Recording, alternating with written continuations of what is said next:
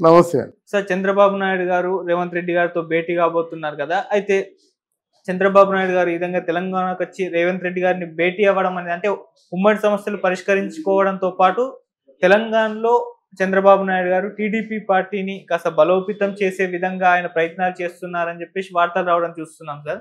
మరి తెలంగాణలో TDP party భవితవ్యం ఏంటి? ఏ విధంగా ఉండబోతుంది? మీరేం చెప్తారు సార్ దీని గురించి? ఇక్కడ ఇద్దరు భేటీ అవ్వడం వరకు ఓకే అండి. ఉమ్మడి సమస్యలు చాలా పెండింగ్‌లో ఉన్నాయి. అయి ఉమ్మడి సంపదను పంచుకోవడం గానీ, ఇద్దరి మధ్య ఉన్నటువంటి ఆ విద్యుత్ గొడవలు, ఆ నీటి జలవనరుల తాలూకు డిస్ప్యూట్స్ ఇయన్నీ తేల్చుకోవడం చాలా మంచిదే. అస్పష్టంగా ఉండడం కాకుండా స్పష్టంగా క్లారిటీతో ఉండడం మంచిది. అయితే ఇక్కడ తెలంగాణలో తెలుగుదేశం పార్టీని ఎస్టాబ్లిష్ చేసేసి తెలంగాణలో గెలిచేద్దాం అనుకోవడం మాత్రం ఆయన తాలూకు ప్రస్తుత పరిస్థితుల్లో అది వీలు కాదు. అక్కడ ఖజానా అంతా ఖాళీ అయిపోయింది. ఆంధ్ర రాష్ట్రం అంతా అస్తవ్యస్తంగా ఉంది. లా అండ్ ఆర్డర్స్ కంట్రోల్‌లో లేవు. ఒకరి మధ్య ఒకరు దుమ్మెత్తిపోతున్నారు. సహజంగా ఎవరైనా ఓడిపోతే నోరెత్తరు. వీళ్ళు ఓడిపోయిన తర్వాత మరీ విజృంభించేస్తున్నారు. చాలా సమస్యలు అక్కడ ఉన్నాయి. అటువంటి సమస్యలు పట్టుకొని ఇక్కడేమో తెలుగుదేశం పార్టీని బలోపేతం చేద్దాం అనుకోవడం మాత్రం నా ఉద్దేశంలో ప్రస్తుతానికి అది అప్రస్తుతం. తెలుగుదేశం పార్టీకి ఎప్పుడు కూడా ఉండదని తెలంగాణ వాళ్ళు ఒక బలమైనటువంటి ఒక ముగింపుకు వచ్చేసారు. తెలంగాణ మాది, ఆంధ్రులు ఎప్పుడు తెలంగాణకు అన్యాయం చేస్తూనే ఉన్నారు. నీళ్లు, నిధులు, నియామకాలు ఈ మూడు విషయంలోనే ఈ మూడింటినే ప్రధానంగా చూపిస్తూ వాళ్ళు ఉద్యమం చేసి తెలంగాణ తెచ్చుకున్నారు. మళ్ళీ కొత్తగా వచ్చి తెలంగాణని సంస్కరిద్దాం అనుకుంటే మాత్రం తెలంగాణలో ఉన్న రాజకీయ నాయకులు ప్రజలు ఒప్పుకోరండి. తెలంగాణ సెంటిమెంట్ చాలా బాగా ఉంది. ఎంతగా ఉందంటే టీఆర్ఎస్ కాస్త బీఆర్ఎస్ మారినట్టయితే వాళ్ళు పూర్తిగా జెండా ఎగిరిపోయే పరిస్థితి వచ్చిందన్నమాట. టీఆర్ అంటే తెలంగాణ రాష్ట్ర సమితి, బీఆర్ఎస్ అంటే భారతీయ రాష్ట్ర సమితి. ఆ తెలంగాణ తీసి ఆ భారతీయ పెట్టేసరికి వాళ్ళ కోపం వచ్చింది. అంటే అంత సెంటిమెంట్ ఉందని చెప్పడం కోసం నేను చెప్తున్నాను నేను. రెండవది ఏంటంటే వీళ్ళు ఇంకా ఇంకా వాళ్ళకి సమస్యలు లేకుండా ఒక పూర్తిగా అంతా విజయ దుందుభి మ్రోగిస్తుంది. ప్రపంచంలో ఎక్కడ చూసినా ఆంధ్ర రాష్ట్రమే అనుకున్న తర్వాత ఆ పక్క రాష్ట్రం మీద ఏదైనా కొంచెం చూపు పడిందంటే జనం హర్షిస్తారు.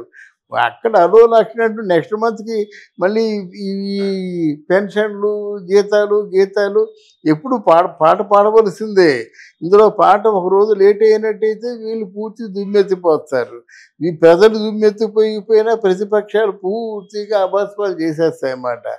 ఇన్ని పరీక్షలకి ఎదుర్కొంటూ ఇక్కడ తెలంగాణ మీద దృష్టి పెట్టడం తెలంగాణ మన తెలుగుదేశం పార్టీకైనా లేదా జనసేన పార్టీకైనా మంచిది కాదు.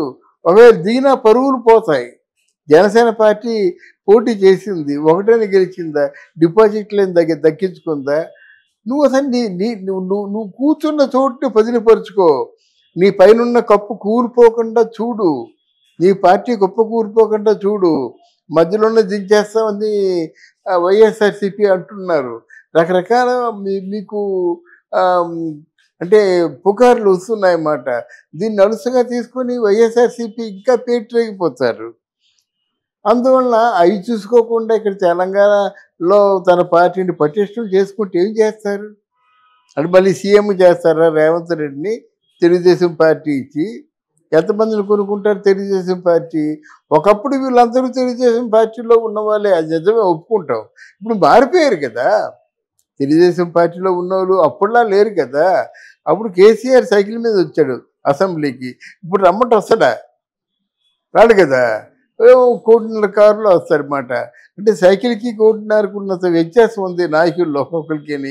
వాళ్ళెందుకు నీ మాట వింటారు? అప్పుడు నాయకుడు చెప్పిందే వేదం, ఎన్టీ రామారావు చెప్పింది వేదం, తర్వాత చంద్రబాబు నాయుడు చెప్పింది వేదం. ఇప్పుడు చంద్రబాబు నాయుడిని ఒక నాయకుడిని కన్విన్స్ చేయమని చెప్పండి. అందువల్ల ఇటువంటి అసందర్భపు పనులు చేయడం నా దృష్టిలో అది మంచిది కాదు.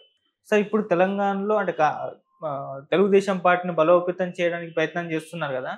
అది కాంగ్రెస్ పార్టీకి లాభమా నష్టమా మరి ఏ విధంగా ఉంటుంది సార్ కాంగ్రెస్ పార్టీ దృష్టి చూసుకుంటే? తెలుగుదేశం బలోపేతం చేయడంలో కాంగ్రెస్ పార్టీకి లాభం అంటే లోపాయకారంగా కాంగ్రెస్ పార్టీ తెలుగుదేశం పార్టీ ఒక ఒప్పందానికి వచ్చినట్టయితే, అంటే లాస్ట్ ఎలక్షన్స్లో ఎలాగైతే తెలుగుదేశం పార్టీ ఎలక్షన్లో పార్టిసిపేట్ చేయకుండా కాంగ్రెస్ పార్టీకి లాభాన్ని చేకూర్చిందో అలాంటిది ఏదైనా ఉంటే మంచిదే. అంతేగాని తెలుగుదేశం పార్టీ పోటీ చేస్తే మాత్రం ఓట్లు వేసేవాడు ఎవడు లేడు ఇక్కడ. ఎవరికి? తెలుగుదేశం పార్టీ. తెలుగుదేశం పార్టీకి అండి. బలోపేతం అంటే పార్టీ బలోపేతం అంటే పార్టీ ఇక్కడ వేళ్ళూనేలా చేయడమే కదా బలోపేతం అంటే. మరి పార్టీ ఇక్కడ ఒక సీటు 2 సీట్లు గెలుచుకుందాని ఆశ లేకపోతే ఎందుకు ఊడిగం చేసినట్టు ఇక్కడ అనిపిస్తుంది కదా. గనక ఇట్లాంటి ప్రాక్టికల్ ప్రాబ్లమ్స్ ఆయన అనుభవం లేనివాడు కాదు. మరి వచ్చి ఒకవేళ రేవంత్ రెడ్డికి ఏదైనా సహాయం చేద్దాం అనుకుంటే సహాయం చేయొచ్చు. లేదా రేవంత్ రెడ్డి ఈయన లోపాయకారంగా పరిశ్రమల విషయాల్లోనూ ఏదైనా ఉంటే అండర్స్టాండింగ్ ఉంటే చెప్పొచ్చు. ఇప్పుడు ఆంధ్రాకి పరిశ్రమ వచ్చింది, తెలంగాణలో కూడా మనవాడేనండి, మీకు కావాల్సిన సదుపాయాలన్నీ చేస్తాడు, మీకు ఒక 50 ఎకరాలు 100 ఎకరాలు మీరు కోరుకున్న రేటుకి ఇస్తాడు, విద్యుత్ రాయితీ ఇస్తాడు అని అంటే అక్కడ ఆంధ్ర గురించి రేవంత్ రెడ్డి మాట్లాడినా, రేవంత్ రెడ్డి గురించి చంద్రబాబు నాయుడు మాట్లాడుకున్న లోపాయకారి ఒప్పందం అది. అది బయటికి చెప్పవలసిన అవసరం లేదు, బయటికి చెప్పకూడదు కూడా. అందువలన అయితే పరిశ్రమలు తెచ్చే అవకాశాలు తెలంగాణ పార్టీకి లేవు. అక్కడ ఏ మాటకి ఆ మాట చెప్పుకోవాలి. కేటీఆర్ ఉన్నంతకాలం కూడా అద్భుతంగా ఆయన పరిశ్రమల విషయంలో జోక్యం చేసుకున్నాడు. అయిపో సర్ప్లస్ పరిశ్రమలు తెచ్చుకున్నారన్నమాట. ఇక మా చాలండి అన్నట్టుగా తెచ్చుకున్నారు. ఇప్పుడు లేవు కదా. అటువంటి విషయాల్లో ఏదైనా కొంచెం ఒకరికొకరు సహకారం చేసుకునే అవకాశాలు లేకపోలేదు. ఏదేమైనప్పుడు కూడా ఉభయ రాష్ట్రాలకి ఒక మంచి రోజులు వచ్చాయి. శుభసూచకంగా అనిపిస్తుంది అన్నమాట. అన్నదమ్ముల్లాగా ఇద్దరు కూడా కలిసి మెలిసి ఉంటే ఆనందం వేరు కదా. అందువలన డెఫినెట్గా ఆ విధంగా 2 రాష్ట్రాలకు కూడా శుభారంభం. అంటే ఒకళ్ళ మాటని ఒకరు వ్యతిరేకించరు. రేవంత్ రెడ్డి మీద చంద్రబాబు నాయుడికి ప్రేమ ఉంది, చంద్రబాబు మీద రేవంత్ రెడ్డికి గురు భక్తి ఉంది. కనుక డెఫినెట్గా మునపటిలా కాకుండా ఆంధ్ర బిర్యానీ పేడ ఇలాంటి మాటలు ఉండవు కదా. జాగో బాగోలు ఏం ఉండవు అన్నమాట. ఇద్దరిది ఒకే మాటగా ఉంటుంది అన్నమాట. అది చాలా మంచి సూచన అది. సార్ 2029లో ఒకవేళ టీడీపీ పోటీ చేస్తుంటే అక్కడ ఓట్లు కాంగ్రెస్ పార్టీకి టీడీపీ మధ్య ఏమైనా చీలే అవకాశం ఉందా? ఇది ఏమైనా బీఆర్ఎస్ ప్లస్ అయ్యే అవకాశం ఉందంటారు? ఇప్పుడు ఎర్లీ అండి. ఇప్పుడు ఉందండి 2029కి జగన్ పోటీగా వస్తాడు, పవన్ కళ్యాణ్ పోటీగా వస్తాడు. పవన్ కళ్యాణ్ పోటీగా వచ్చినట్టయితే పవన్ తట్టుకునే శక్తి చంద్రబాబుకు ఉంటుందా? ఇవన్నీ ఆలోచించుకోవాలి కదా. ఇవాళ మాట్లాడుకుంటే అయ్యేది కాదు ఇక్కడ.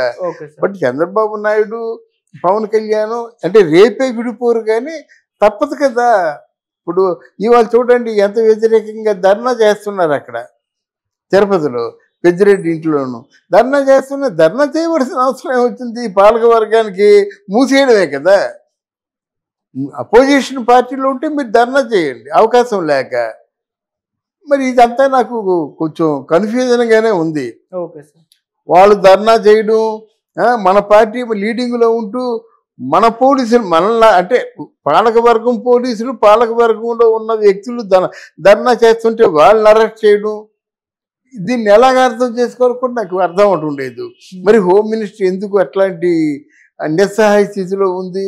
ఇవన్నీ మనకు కొంచెం లోతుగా వెళ్ళి పరిశీలిస్తే కానీ మనకు తెలియదు. అదే కొన్ని విషయాలు ఉప ముఖ్యమంత్రితో చర్చించవలసిన అవసరం లేదు. ఎందుకంటే ముఖ్యమంత్రి మాట్లాడతాడు, ముఖ్యమంత్రి బాధ్యుడు. అంటే వాళ్ళ పట్ల ఉన్న గౌరవం కొద్దీ డిప్యూటీ ముఖ్యమంత్రి అంటారు కానీ వాళ్ళు అనర్హులు మాట ఒకటి. రెండవది ఏంటంటే ఇక్కడ బట్టికి ఉన్న సీనియారిటీ బట్టి తీసుకెళ్ళొచ్చు కానీ నిర్ణయాలు తీసుకోవాల్సింది ముఖ్యమంత్రి తీసుకుంటాడు. వీరు ముందుగా మాట్లాడుకున్నారు కదా, ఏ నిర్ణయాలైనా సరే మన ఇద్దరం మాట్లాడుకుందాం అని అనుకున్నారు. సీనియర్స్తో కూడా మాట్లాడదాం అని అనుకున్నారు.